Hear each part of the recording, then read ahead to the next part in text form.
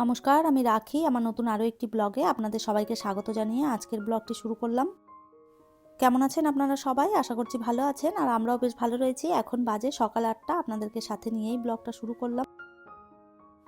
আজ সকালবেলায় একটু দেরি করে ঘুম থেকে উঠেছি, কেননা বিবেকের আজ স্কুল নেই, যার জন্য একটুখানি দেরি করেই ঘুম থেকে উঠলাম। উঠে ব্রাশ করেছি, ড্রেসটা চেঞ্জ করেছি, তারপরে সোজা চলে এসেছি কিচেনে। একটুখানি লাল চা বসিয়ে দিয়েছি। কাজের দিদিও চলে এসেছে, দিদির জন্য, আমার জন্য আর আমার মায়ের জন্য 3 কাপ চা করে নিলাম। তাহলে চলুন চা খাই, তারপরে বাকি যে কাজকর্মগুলো আছে সেইগুলো শুরু করব। চা খেয়ে সবার প্রথমে বেলকনিতে চলে এলাম। দেখুন চারদিকে জিনিসপত্র ছড়িয়ে ছিটিয়ে রয়েছে, এইগুলো জায়গা মতন গুছিয়ে রেখে দেব। আর সকালবেলায় যে কটা কাপড় চোপড় রয়েছে সেইগুলো এখন দিয়ে দেব কাচার জন্যে। প্রত্যেক দিনের কাচা থেকে ছুটি নেই, প্রতিদিন এতগুলি করে কাচা বের হয়।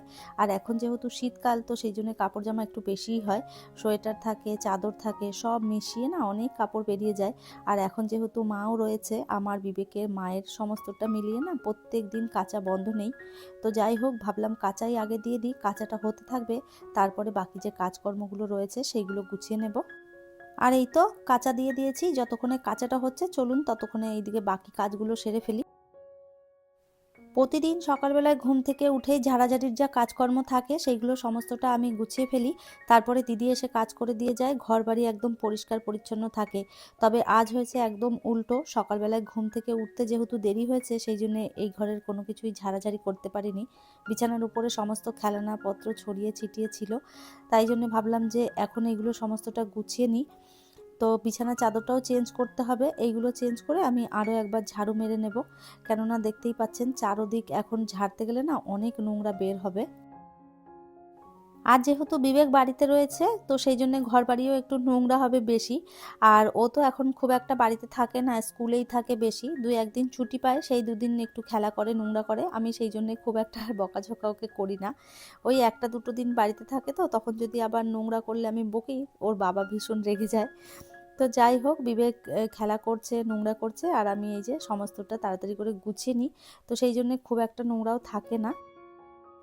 এই রুমটা আগে খালিই পড়ে থাকতো, এটাতে খুব একটা ব্যবহার আমাদের করা হতো না। বিবেক আর আমি তো ওই রুমটাতেই বেশি ঘুমাই। আর এখন যেহেতু মা চলে এসেছে, তো সেই জন্য মা এই রুমটাতে একা শয় রাতের বেলায় আর কি।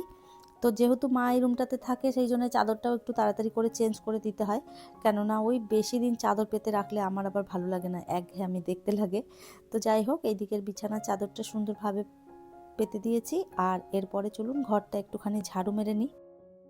এই তো সকালবেলাতেই এক মেশিন কাপড় চোপড় কাচার জন্য দিয়েছি, আরও দেখুন কতগুলো কাপড় জমা হয়ে গেল।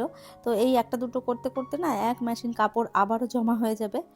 তো যাই হোক, ঘরটা একটুখানি ঝাড়ু মেরে নিচ্ছি। দেখুন চারদিকে পেন্সিল ছুলে ছুলে ফেলেছে, এইসব নোংরাগুলো আর কি এক্ষুনি করেছে। তো যাই হোক, ভালো করে একটুখানি ঝাড়ু মেরে নিচ্ছি। এখন অনেকটা বেলা হয়ে গেছে, প্রায় 10টা মতন বাজছে, আর এখন ঘরটা একটুখানি ভালো করে ঝাড়ু মেরে নিয়ে তারপরে যাব আমি সকালের খাবার করতে। এখনো পর্যন্ত সকালের কোনো খাবার দাবার করিনি, শুধু চাটাই খাওয়া হয়েছে। তাড়াতাড়ি করে কাজগুলো করে খাবার করে নেব। অনেক দিন আগেই পাস্তা আনা হয়েছিল, তো পাস্তাগুলো অনেক দিন ধরেই রাখা রয়েছে। বানাবো বানাবো করে আর একদমই সময় হচ্ছিল না, তো আজকে ভাবলাম একটুখানি পাস্তা বানাই। অনেক দিন পাস্তা বানানোও হয়নি, তো ভাবলাম পাস্তাগুলো যখন রয়েছে একটুখানি বানিয়ে ফেলি। লিপি রয় বোন আমাকে কমেন্ট করেছে, খুব খুব ভালো লাগলো, থ্যাংক ইউ সো মাচ বোন, এভাবেই পাশে ঘরে বাইরে উইথ সুদীপা আইডি থেকে একটা বোন কমেন্ট করেছে, ঠিক বলেছো বন্ধু, ফ্রিজ পরিষ্কার করা একটা বড় কাজ, খুব ভালো লাগলো তোমার বেগুন পোড়া, পাশে থেকো। থ্যাংক ইউ সো মাচ এত সুন্দর একটা কমেন্ট করার জন্য। দীপান্বিতা বোন আমাকে কমেন্ট করেছে, হাই দিদি, কেমন আছো? বিবেক কেমন আছে? আমি ভালো আছি, বিবেকও ভালো আছে, তুমি কেমন আছো কমেন্ট করে জানিও। ন্যাচুরাল সং আইডি থেকে একটা বোন কমেন্ট করেছে, দিদি আমার ইউটিউব পেমেন্ট এখনও আসেনি, 11 ডেজ হয়ে গেল। তো তুমি সমস্ত ফর্মগুলো যদি ঠিকঠাক মতন ফিল আপ করো, তাহলে দেখবে তাড়াতাড়ি করেই তোমার ইউটিউব পেমেন্টটা পাঠিয়ে দেবে। আর যদি তুমি ফর্মগুলো না ফিল আপ করে থাকো, তাহলে তুমি টেক চ্যানেল দেখো, কিভাবে ফর্ম ফিল আপ করতে হয়, দেখে সেইভাবে করো, ঠিক তাড়াতাড়ি করে পয়সাটা তোমার ঢুকে যাবে। কোয়েল বিশ্বাস বোন আমাকে কমেন্ট করেছে, খুব ভালো লাগলো, শুভ দুপুরের অনেক শুভেচ্ছা, থ্যাংক ইউ সো মাচ, এভাবে পাশে থেকো। অপর্ণা রয় ব্লগ আইডি থেকে আমাকে দিদিভাই কমেন্ট করেছে, খুব সুন্দর লাগলো, আমিও ভীষণ ভালোবাসি বেগুন পোড়া। থ্যাংক ইউ সো মাচ দিদিভাই, এভাবেই পাশে থাকবেন। পিঙ্কি সাহা বোন আমাকে কমেন্ট করেছে, কিছুদিন ধরে তোমার ভিডিও দেখছি, খুব ভালো লাগে, তোমার ঘর খুব সুন্দর। থ্যাংক ইউ সো মাচ বোন, এভাবেই পাশে থেকো। আপনারা আরও অনেকেই কমেন্ট করেছেন, আপনাদের প্রত্যেককে জানাই অসংখ্য অসংখ্য ধন্যবাদ। সবার নামগুলো আমি নিতে পারলাম না, নেক্সট ব্লগে নেওয়ার চেষ্টা করব। আর এই তো সকালবেলায় খাবার করে শাশুড়ি মাকে খেতে দিয়ে দিয়েছি, বিবেক আমরা তিনজনেই খাবার খেয়ে তারপরে চলে এলাম মেশিনে যে কাপড়গুলো ছিল সেইগুলো সমস্ত বের করে এই যে মিলে দিলাম। আর দেখতে পাচ্ছেন প্রচণ্ড রোদ উঠেছে, এখন আর কাপড় শুকাতে খুব একটা ঝামেলা হয় না, এখন খুব তাড়াতাড়ি করেই কাপড়গুলো শুকিয়ে যায়, যেহেতু একটু গরমের মতন ভাব চলে এসেছে, যার কারণে কাপড় শুকাতে না আর কোনো রকম অসুবিধা নেই। কাপড় সমস্ত মিলে দিয়ে আমি স্নানটা করে নিয়েছি। আজ দুপুরবেলায় রান্না করতে হবে না, রান্না থেকে আজকে আমার ছুটি। বিবেক কাল থেকেই জিদ করছে বিরিয়ানি খাবে, তো ভাবলাম বিবেকের একার জন্য কেন আনবো, তিনজনের জন্যই বিরিয়ানিটা নিয়ে আসি, তাহলে সবাই মিলে বিরিয়ানি খেয়ে নেবো, দুপুরে আর রান্না করতে হবে না।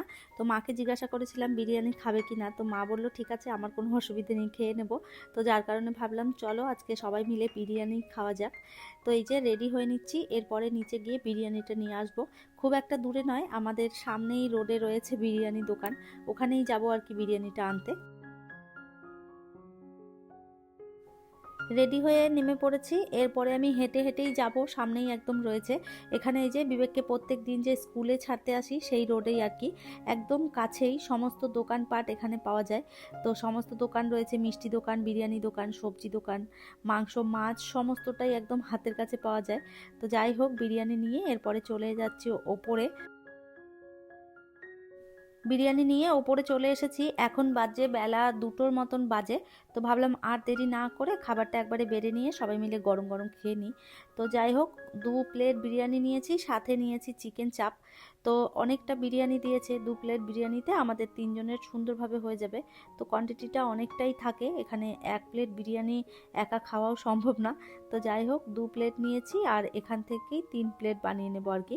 বিবেক তো এমনিতেই খুব একটা খেতে পারবে না, আর যেহেতু বিরিয়ানি কেনা বিরিয়ানি খুব একটা খাওয়া যায়ও না, তো ওই জন্যে আমার তো খুব একটা ভালো লাগে না কেনা বিরিয়ানি খেতে, তারপরেও বিবেক বলল যখন, সেই জন্যে বাধ্য হয়ে নিলাম। তবে বিরিয়ানি আমি খুব ভালোবাসি খেতে, সেটা যদি বাড়িতে বানানো হয়। আর বিরিয়ানি বাড়িতে বানাতে গেলে না প্রচণ্ড ঝামেলা মনে হয় আমার কাছে, ওই জন্য আমি তাড়াতাড়ি না বিরিয়ানিটা খুব একটা বানাই না। তো যাই হোক, এই যে মাকে খেতে দিয়ে দিলাম, সাথে বিবেককেও দিয়ে দিয়েছি, আর আমিও বসে পড়বো, খুব একটা দেরি করব না। তাহলে চলুন খেতে থাকি। আজকের মতন ভিডিওটা এই পর্যন্তই, ফিরবো নতুন ব্লগ নিয়ে, ততক্ষণের জন্য সবাই ভালো থাকবেন, সুস্থ থাকবেন, আবারও দেখা হবে নতুন একটি ব্লগে।